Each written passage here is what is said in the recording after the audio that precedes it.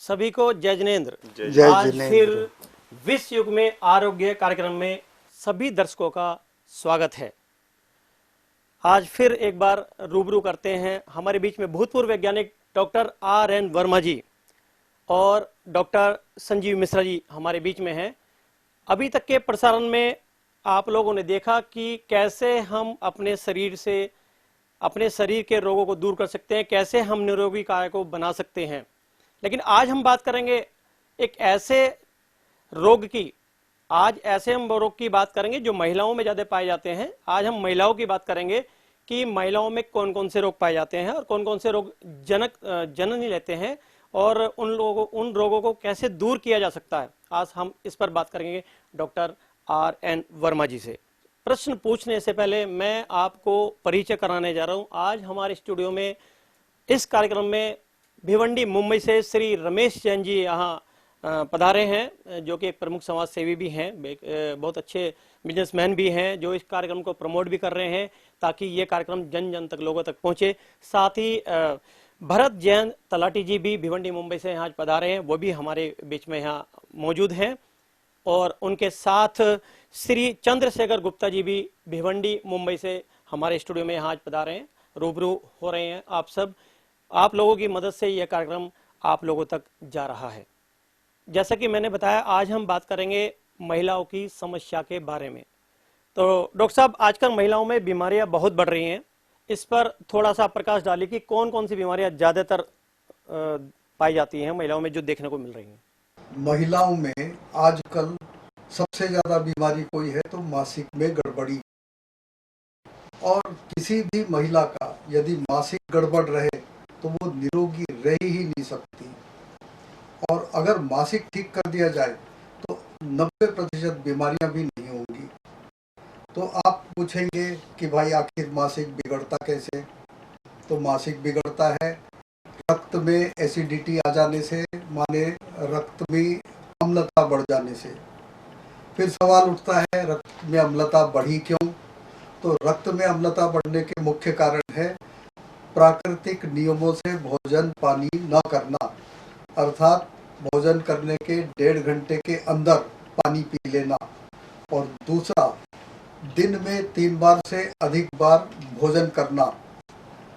तीसरा, refined items पहले नहीं थे, आजकल रिफाइंड तेल, रिफाइंड नमक, शक्कर, चीनी जो रिफाइंड गुड़ है, और मैदा जो रिफाइंड आटा है, इनका चलन बहुत बढ़ गया है।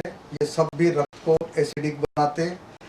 जैसा अभी बात कर रहे थे कि मासिक धर्म की, तो वो जैसे पीरियड जिनका बिगड़ चुका होता है महिलाओं का, उनका क्या इलाज है?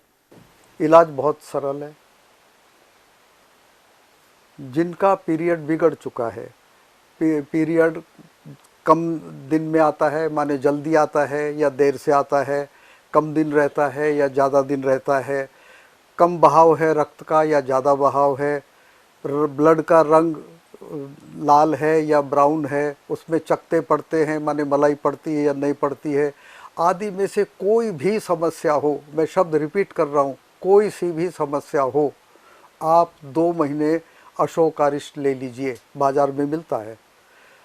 अशोक अरिष्ट के साथ, क्योंकि महिलाओं का बहाव ज़्यादा होता है, खून का कमजोरी आती, हीमोग्लोबिन लेवल कम हो जाता है, तो उस हीमोग्लोबिन लेवल को मेंटेन करने के लिए आप बाज़ार में लोहासव नाम की एक आसव मिलता है, उसे लीजिए। और देशी सरल तरीका है, लोहे की कढ़ाई में पानी उबालिए, पानी जब उबल जाए तो उसे तुरंत स्टेनलेस स्टील के बर्तन में उड़ेल दीजिए। और इस पानी को पीने मात्र से कई पेशेंट्स में हमने हीमोग्लोबिन की मात्रा बढ़ा दी है। तो ये तो हुई बात मासिक को रेगुलराइज करने की। लेकिन मासिक के दौरान बहुत सारी समस्याएं आती है। कोई महिला कहती है हमको बहुत दर्द होता है, कोई कहती है हमारा रक्त का बहाव बहुत ज़्यादा है, कोई कहती है हमको क्लॉट्स पड़ते। तो इन सब के बड़े सरल उपाय, यदि क्लॉट्स पड़ते हैं तो आधा चम्मच कच्चा जीरा चबा लो, 3 दिन मासिक के क्लॉट्स नहीं पड़ेंगे। अन्यथा दूसरी पैथियों में आप जाओगे तो जहरीली दवाइयाँ, बड़ी तकलीफ़ देने वाली दवाइयाँ खानी पड़ती। दूसरा, अगर बहाव खून का बहुत ज़्यादा हो रहा हो, कंट्रोल नहीं हो रहा है, तो हरी धनिया की चटनी, चटनी माने उसमें कुछ नहीं डालना है, नमक भी नहीं, नींबू नहीं, कुछ नहीं, केवल हरी धनिया पीस करके सवेरे 2 घंटे बाद भोजन के, शाम को 4 बजे 2 बार दिन में चटनी पी लीजिए।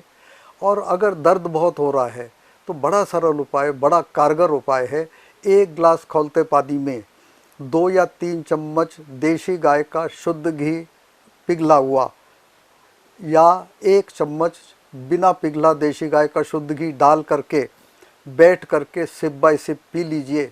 40 मिनट में आपके शरीर का और आपके गर्भाशय का दर्द शांत हो जाएगा।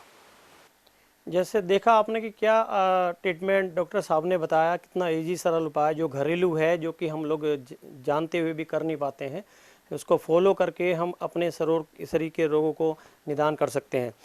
जैसे डॉक्टर साहब मैं पूछना चाहता हूँ, लड़कियाँ जो आजकल किशोर अवस्था है, आजकल बच्चों की जो किशोर अवस्था है उसमें ज़्यादा प्रॉब्लम हो रही है मासिक धर्म बिगड़ने की, तो वो क्या कारण है और उसका कैसे निदान किया जा सकता है? देखिए, हमारा शरीर 18 तत्वों का बना है। हमारे शरीर को रोज़ 18 तत्व लगते हैं। उदाहरण के तौर पर आयरन है, आयरन नहीं मिलेगा तो हीमोग्लोबिन कम हो जाएगा, हीमोग्लोबिन कम हो जाएगा तो सांस फूलने लगेगी, ब्रीथलेसनेस आएगी। कैल्शियम चाहिए, कैल्शियम से ही हड्डी बनेगी, दांत बनेंगे। और इस प्रकार 18 तत्व हैं, ये हमको सिर्फ अनाज, दाल, फल और सब्जी से ही प्राप्त करना होगा, दूसरा कोई स्रोत नहीं। दुख के साथ बोलना पड़ता है कि आजकल की लड़कियां इस फास्ट फूड के चक्कर में आ गई हैं। वो पिज़्ज़ा, बर्गर, मोमो, दुनिया भर के क्या पदार्थ खाते हैं जिसमें कैलोरीज के सिवा कुछ भी नहीं होता। ये एलिमेंट्स का प्राप्त होना, कैल्शियम, सोडियम, मैग्नीशियम, पोटेशियम आदि का तो सवाल भी नहीं उठता है।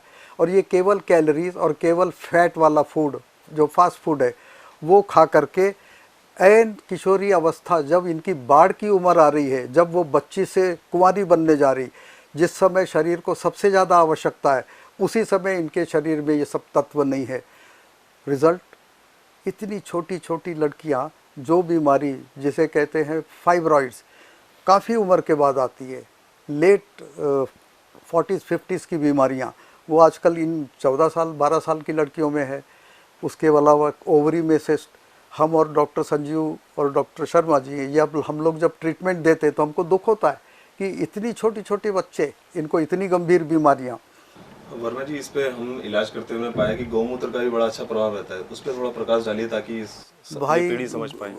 मैं तो गौमूत्र के बारे में बोलूँगा कि जो एलिमेंट्स हमको अनाज, दाल, फल, सब्जी नहीं दे पाता, वो सारे के सारे एलिमेंट्स गौमूत्र में अवेलेबल हैं। ओवर एंड अबाउ उसमें गोल्ड है, सोना। और गौमूत्र सिवाय हमारी ट्रीटमेंट पूरी नहीं होती। और ये बोलूँगा किशोरियों को कि भैया, फाइब्रॉइड और सिस्ट, उसके लिए आप किसी सरल होम्योपैथी औषधियाँ लेकर के भी ठीक कर सकते हैं। ज़रूरी नहीं है कि आपको बहुत ही हायर लेवल पे ट्रीटमेंट लेनी पड़े। और अगर आपने फाइब्रॉइड की ट्रीटमेंट शुरुआत में नहीं ली तो ये फाइब्रॉइड आपको ऑपरेशन करके ही निकालना पड़ेगा। और कई केस में, मेजॉरिटी ऑफ द केसेस में, फाइब्रॉइड निकालने के दौरान वो लोग गर्भाशय ही निकाल देते, किस्सा ख़त्म।